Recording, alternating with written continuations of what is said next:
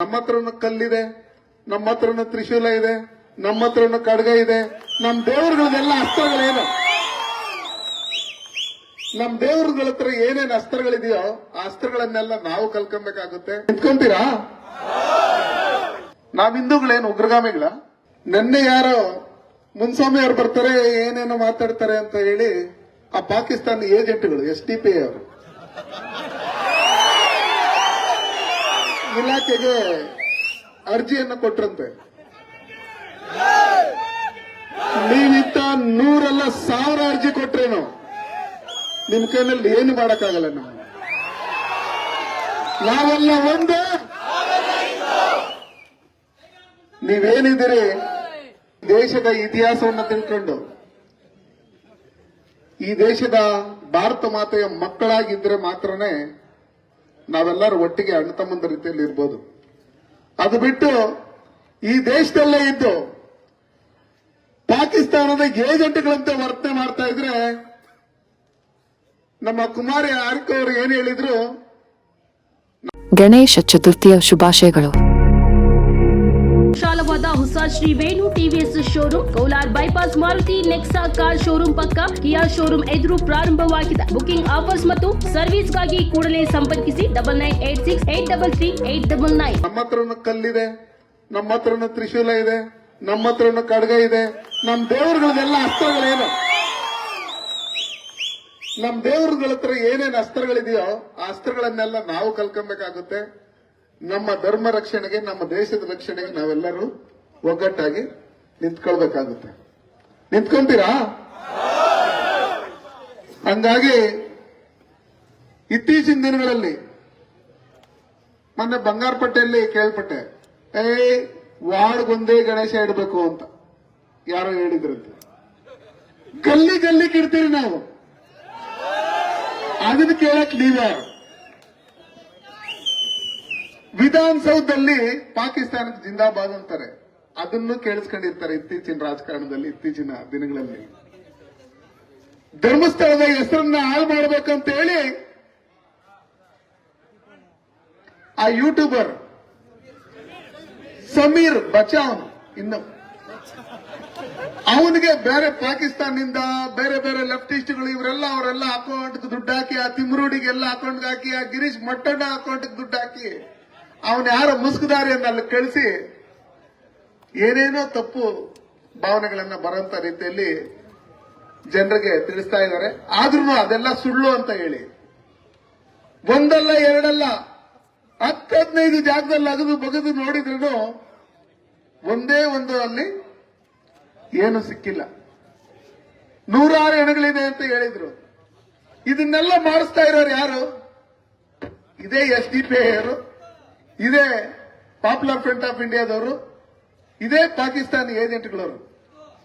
ಏನಕ್ಕೆ NIA ನಮ್ಮ ಕೋಲಾರಕ್ಕೆ ಬಂದು ಕೆಲವ್ರನ್ನ ಅರೆಸ್ಟ್ ಮಾಡ್ಕೊಂಡು ಹೋಗುತ್ತೆ, ಹುಬ್ಳಿಗೆ ಬಂದು ಕೆಲವ್ರನ್ನ ಅರೆಸ್ಟ್ ಮಾಡ್ಕೊಂಡು ಹೋಗುತ್ತೆ, ಮಂಗಳೂರಿಗೆ ಬಂದು ಒಂದಷ್ಟು ಜನನ ಅರೆಸ್ಟ್ ಮಾಡ್ಕೊಂಡು ಹೋಗುತ್ತೆ, ಮೈಸೂರಿಗೆ ಬಂದಷ್ಟು ಜನನ ಅರೆಸ್ಟ್ ಮಾಡ್ಕೊಂಡು ಹೋಗ್ತಾರೆ ಅಂದ್ರೆ, ಈ ದೇಶದಲ್ಲಿದ್ದು ಈ ದೇಶದ ನೆಲ ಜಲ ಪ್ರತಿಯೊಂದು ಸವಲತ್ತನ್ನು ಅನುಭವಿಸಿ ನಾನು ಪಾಕಿಸ್ತಾನ ಅಂತ ತಿಳ್ಕೊಂಡಿರ್ತಕ್ಕಂಥವ್ರು ಈ ದೇಶದಲ್ಲಿ ಇದ್ದಾರೆ. ಅದಕ್ಕೋಸ್ಕರನೇ ಅವರೆಲ್ಲರನ್ನು ಬರ್ತಾ ಇರ್ತಕ್ಕಂಥವ್ರು.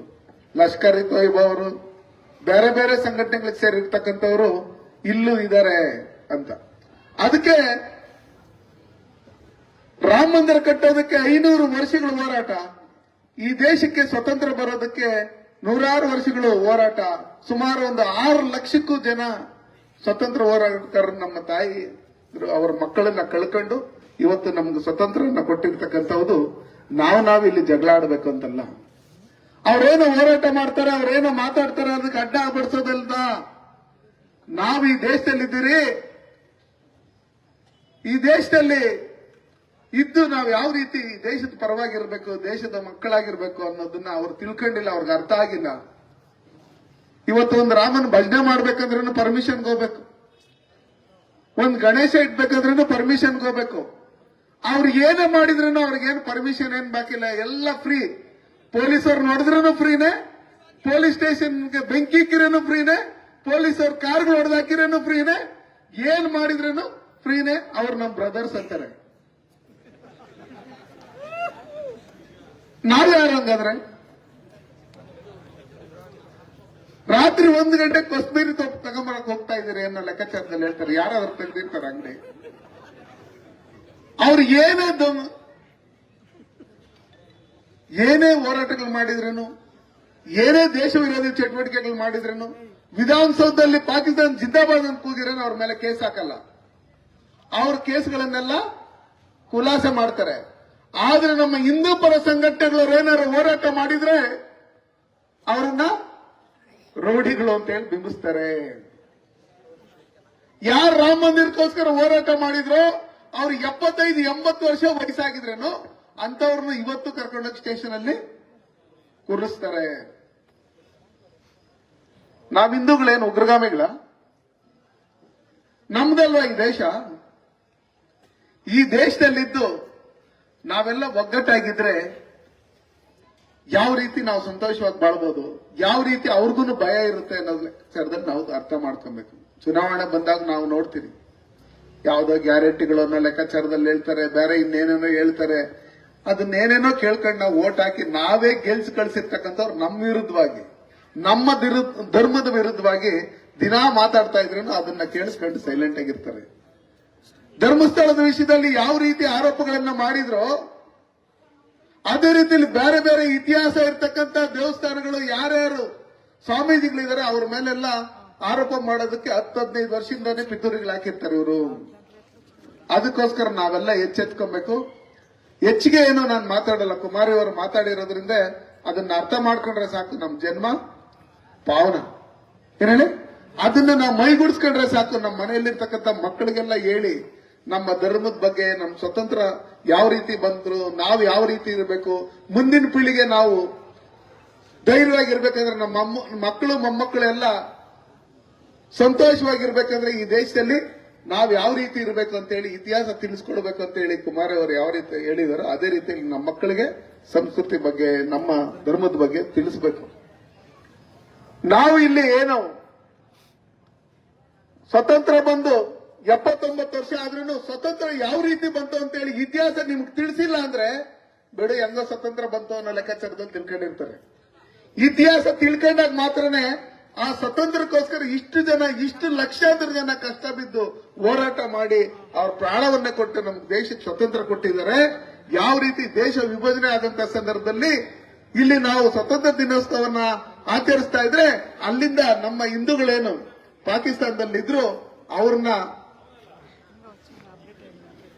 ಕೊಲೆ ಮಾಡಿ ಅದೇ ಟ್ರೈನಲ್ಲಿ ದೇಶಕ್ಕೆ ಕಳಿಸಿರ್ತಕ್ಕಂಥ ಒಂದು ಇದನ್ನೆಲ್ಲ ನಾವು ಹೇಳ್ತಾ ಇದ್ರೆ ನಮ್ಮಲ್ಲಿ ಇರ್ತಕ್ಕಂಥ ಯುವಕರು ಏನಿದ್ದಾರೆ ಆ ಯುವಕರೆಲ್ಲ ಒಗ್ಗಟ್ಟಾಗ್ತಾರೆ. ಯಾವುದೇ ದುಶ್ಚಟಗಳಿಗೆ ಬಲಿಯಾಗದೆ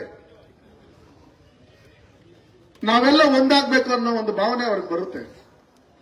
ಅದಕ್ಕೋಸ್ಕರನೇ ನಾನು ಹೇಳೋದು, ಈ ಭಾರತದಲ್ಲಿ ಡಾಕ್ಟರ್ ಬಾಬಾ ಸಾಹೇಬ್ ಅಂಬೇಡ್ಕರ್ ಕೊಟ್ಟಿರ್ತಕ್ಕಂಥ ಸಂವಿಧಾನದಲ್ಲಿ ಮಾತ್ರ ನಡೀತಾ ಇರ್ತಕ್ಕಂಥದ್ದು. ಆದ್ರೆ ಇತ್ತೀಚಿನ ದಿನಗಳಲ್ಲಿ ಬೇರೆ ಬೇರೆ ಯಾರ್ಯಾರೋ ಕೊಟ್ಟಿರ್ತಕ್ಕಂಥ ಇದ್ರಲ್ಲಿ ನಡೀತಾ ಇರ್ತೈತೆ. ಪಾರ್ಲಿಮೆಂಟ್ ಅಲ್ಲಿ ನೋಡ್ತಾ ಇದ್ರು ಒಂಥರ ಸಂವಿಧಾನ ಇಟ್ಕೊಂಡು ದಿನ ಇದನ್ನ ಉಳಿಸಿ ಅಂತ ಹೇಳಿ ಇಲ್ಲಿ ಹಾಳು ಮಾಡುವಂತ ಕೆಲಸಗಳನ್ನ ಮಾಡ್ತಾ ಇದ್ದಾರೆ. ನಾವು ಡಿಪಾರ್ಟ್ಮೆಂಟ್ ಅವ್ರಿಗೆ ಹೇಳೋದಿಷ್ಟೇ, ನೀವೆಲ್ಲ ನಮ್ಮ ಜೊತೆಲಿ ಇರ್ತೀರಿ. ಈ ದೇಶಕ್ಕೆ ಸ್ವತಂತ್ರ ಬಂದು 79 ವರ್ಷ ಆದ್ರೂ ನಾವು ಕೋಲಾರಲ್ಲಿ ಕ್ಲಾಕ್ ಟವರ್ ಅಲ್ಲಿ ಇಂಡಿಯಾ ಫ್ಲಾಗ್ ಹಾಕ್ಬೇಕಂದ್ರೆ ಕುಮಾರಿ ಹಾರಿಕಾ ಅವರು ನನಗೆ ಮುಳುಬಾಗ್ಲಲ್ಲಿ ಹಿಂಗಿದೆ ನೋಡ್ರೋಣ ಅಂತ ಹೇಳ್ಬಿಟ್ಟು ಹೇಳಿದಾಗ ನಾನು ಹೇಳಿದೆ, ನೋಡಮ್ಮ ಕೆಲವೇ ತಿಂಗಳುಗಳಲ್ಲಿ ಅತಿ ಶೀಘ್ರದಲ್ಲಿ ಅದನ್ನ ಬದಲಾವಣೆ ಮಾಡ್ತೀರಿ ಅಂತ ಹೇಳಿದ್ರಿ. ಅದನ್ನ ನಿಮ್ಮೆಲ್ಲರ ಸಹಕಾರದಿಂದ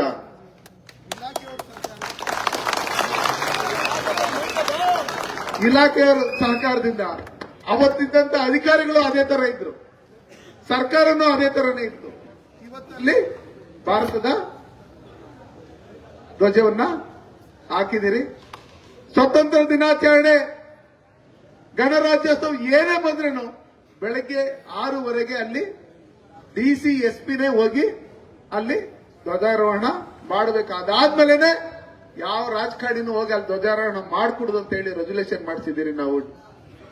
ಯಾಕಂದ್ರೆ ಬೇರೆ ಯಾರ್ಯಾರೋ ಬರ್ಬೋದು, ಅಲ್ಲಿ ನಗರಸಭೆಗೆ ಯಾರೋ ಅಧ್ಯಕ್ಷರಾಗಿ ಬರ್ಬೋದು, MLA ಯಾರೋ ಬರ್ಬೋದು, ಡಿಸ್ಟ್ರಿಕ್ಟ್ ಮಿನಿಸ್ಟರ್ ಯಾರೋ ಬರ್ಬೋದು. ಇಲ್ಲಿ ವೋಟ್ ಹಾಕ್ಸ್ಕೋಬೇಕಪ್ಪ, ಅಲ್ಲಿ ನಾನು ಧ್ವಜಾರೋಹಣ ಮಾಡಿ ನಾನು ವೋಟ್ ಹಾಕಲ್ಲ ಅನ್ನೋ ಲೆಕ್ಕಾಚಾರದಲ್ಲಿ ಯೋಚನೆ ಮಾಡಬಹುದು. ಅದಕ್ಕೋಸ್ಕರ DCSPನೇ ಹೋಗಿ ಮಾಡಬೇಕು ಅಂತ ಹೇಳಿ ಅದನ್ನ ನಾವು ಮಾಡಿರ್ತಕ್ಕಂಥದ್ದು. ನಮಗ್ ಗೊತ್ತು ಮುಂದೊಂದು ದಿನ ಈ ತರ ಎಲ್ಲ ಆಗ್ತಾ ಇರುತ್ತೆ ಅಂತ ಹೇಳಿ ತಿಳ್ಕೊಂಡೆ ಆ ತರ ಮಾಡಿದ್ರೆ ಇನ್ನು ಏನೇನು ಮಾಡ್ಬೇಕು ಅಂತ ಇತ್ತು. ಆದ್ರೆ ಕಾರಣಾಂತರಗಳಿಂದ ಮಾಡೇ ಮಾಡ್ತೀರಿ. 500 ವರ್ಷ ಬೇಕಾಯ್ತು ರಾಮ ಮಂದಿರ ಕಟ್ಟೋದಕ್ಕೆ ಅಂದ್ರೆ ಅಷ್ಟು ವರ್ಷಗಳ ಹೋರಾಟ. ನಾವು ಕೋಲಾರನ್ನ ಈ ದೇಶದಲ್ಲಿ ಇರ್ತಕ್ಕಂಥ ಪ್ರತಿಯೊಬ್ಬರು ನಾವು ಬದಲಾಯಿಸಬೇಕಂದ್ರೆ ಯಾವ ರೀತಿ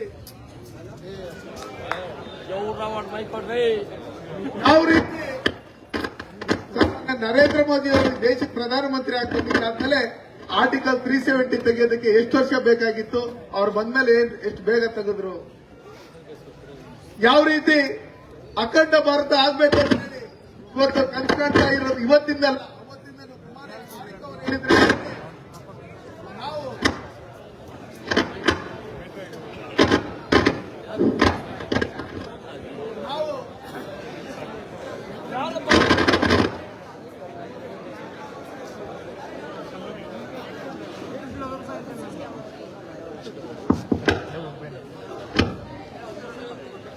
ನಾವೆಲ್ಲ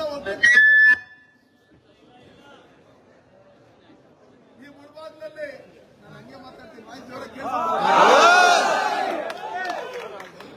ಈ ಮುಳಬಾಗಿಲಲ್ಲಿ ಶಿವಾಜಿ ಜಯಂತಿ ಮಾಡ್ಬೇಕಂದ್ರೇನು ಪರ್ಮಿಷನ್ ಬೇಕು ಅಂತ ಹೇಳ್ತಾ ಇದ್ರು. ಆ ಪರ್ಮಿಷನ್ ಬೇಕು ಅಂತ ಕೇಳ್ತಾ ಇದ್ದ ಸಂದರ್ಭದಲ್ಲಿ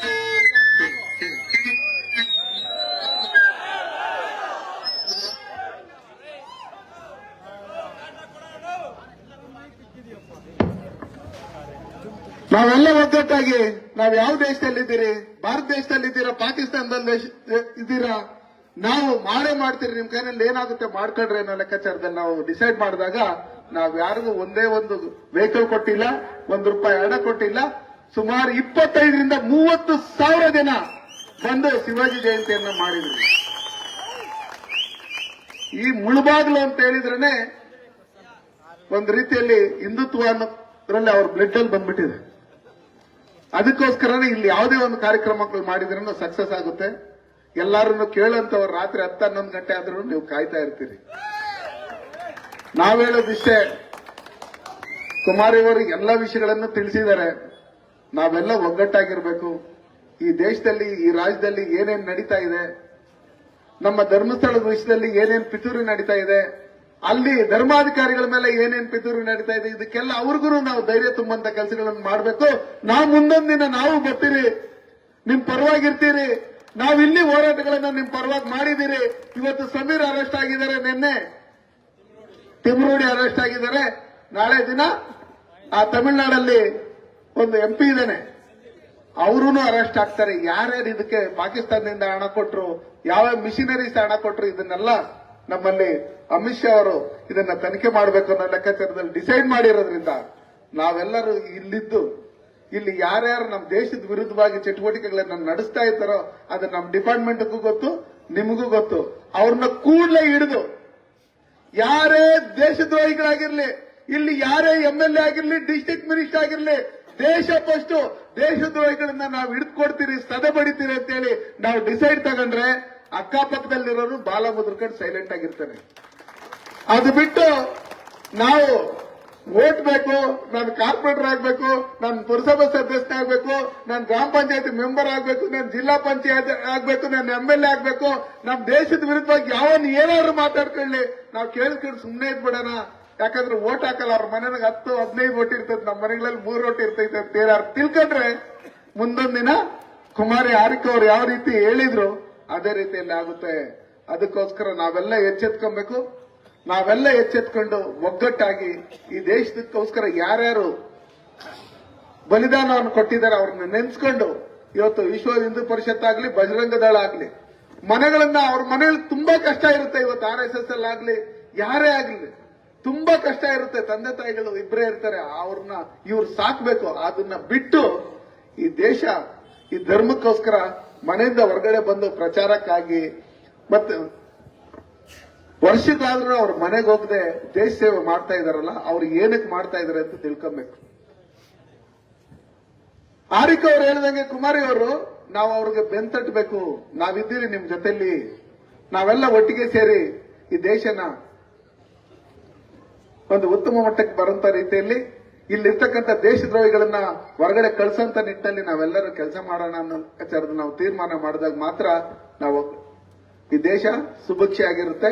ದೇಶದ್ರೋಹಿಗಳು ದೇಶ ಬಿಟ್ಟು ಹೊರಗಡೆ ಹೋಗ್ತಾರೆ. ಇವ್ರಿಗೆ ಹೇಳೋದಷ್ಟೇ, ನಾನು SDP ಅವರು, ಪಾಪ್ಯುಲರ್ ಆಫ್ ಇಂಡಿಯಾದವರು, ಇನ್ನೊಬ್ರು ಮತ್ತೊಬ್ರು ಯಾರ್ಯಾರು ಇದಾರಲ್ಲ, ಅವ್ರಿಗೆ ಹೇಳೋದಷ್ಟೇ, ಇಲ್ಲಿದ್ರೇನೆ ನಿಮಗ್ ಮರ್ಯಾದೆ. ಆ ಪಾಕಿಸ್ತಾನಕ್ಕೆ ಮೊನ್ನೆ ಯುದ್ಧ ನಡೆಯುವಂತ ಸಂದರ್ಭದಲ್ಲಿ, ಆ ಪೆಹಲ್ಗಾವ್ ಇದಾದಂತ ಸಂದರ್ಭದಲ್ಲಿ ನಮ್ಮಲ್ಲೇನು ಅಲ್ಲಿ ಅಟ್ಯಾಕ್ ಮಾಡಿ ಅವ್ರ ಉಗ್ರ ಶಿಬಿರಗಳ ಮೇಲೆ ಧ್ವಂಸ ಮಾಡಿ 70 ಜನ ಉಗ್ರಗಾಮಿಗಳನ್ನ ಧ್ವಂಸ ಮಾಡಿದ್ರು, ಹತ ಮಾಡಿದ್ರು. ಆ ಸಂದರ್ಭದಲ್ಲಿ ಇಲ್ಲಿರ್ತಕ್ಕಂಥವ್ರು ಯಾರ್ಯಾರಿದ್ದಾರೆ ಅವ್ರನ್ನೆಲ್ಲ ವಾಪಸ್ ಕಳಿಸ್ಬೇಕು ಅಂತ ಹೇಳಿದಾಗ ಆ ಗಡಿಯಲ್ಲೇ ಇವ್ರನ್ನ ಒಳಗಡೆ ಬಿಟ್ಕೊಂಡಿಲ್ಲ.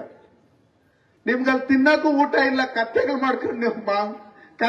ಮಾರ್ಕೊಂಡು ನೀವು ಸಂಬಳ ಕೊಡೋಂಥವ್ದು ಇನ್ನೊಂದು ಮತ್ತೊಂದು ಮಾಡ್ತಾ ಇದ್ದೀರಿ.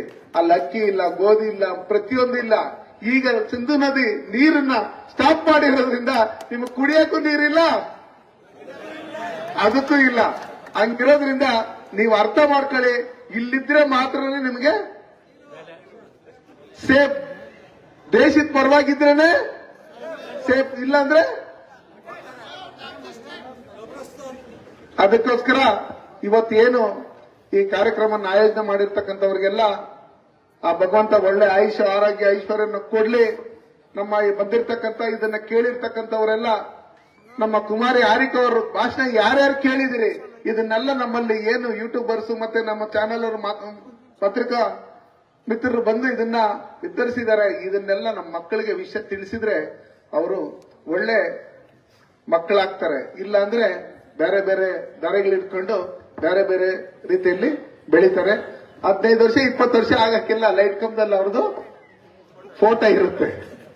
ಅದಕ್ಕೋಸ್ಕರ ಆ ರೀತಿ ಆಗೋದು ಬೇಡ. ನಾವು ಒಳ್ಳೆ ಭಾರತಮಯ ಮಕ್ಕಳಾಗಬೇಕು, ದೇಶ ಪ್ರೇಮಿಗಳಾಗಬೇಕು, ದೇಶದಲ್ಲಿ ಸತ್ಪ್ರಜೆಗಳಾಗಿ ಬದುಕಬೇಕು.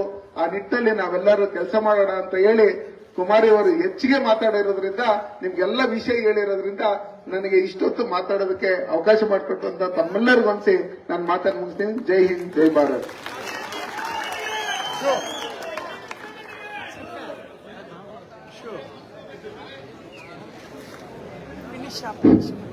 ಈಗ ಕಾರ್ಯಕ್ರಮದ ಕೊನೆ ಅಂತ ವಂದನಾರ್ಪಣೆ ಶ್ರೀ ಕೇಶವಣ್ಣನವರಿಂದ. ಈ ಕಾರ್ಯಕ್ರಮದಲ್ಲಿ ಸುಮಾರು 45 ನಿಮಿಷಗಳಿಗೂ ಹೆಚ್ಚು ಕಾಲ ದಿಕ್ಸೂಚಿ ಭಾಷಣವನ್ನ ಮಾಡಿದಂತಹ ಕುಮಾರಿ ನಮ್ಮೆಲ್ಲರ ಸಹೋದರಿ ಹಾರಿಕಾ ಮಂಜುನಾಥ್ ರವರಿಗೆ ವಿಶ್ವ ಹಿಂದೂ ಪರಿಷತ್ ಬಜರಂಗ ದಳ ಮುಳಬಾಗಿಲು ಘಟಕದ ಪರವಾಗಿ ಅತ್ಯಂತ ಹೃತ್ಪೂರ್ವಕ ಧನ್ಯವಾದಗಳನ್ನು ಅರ್ಪಿಸ್ತಾ ಇದ್ದೇವೆ.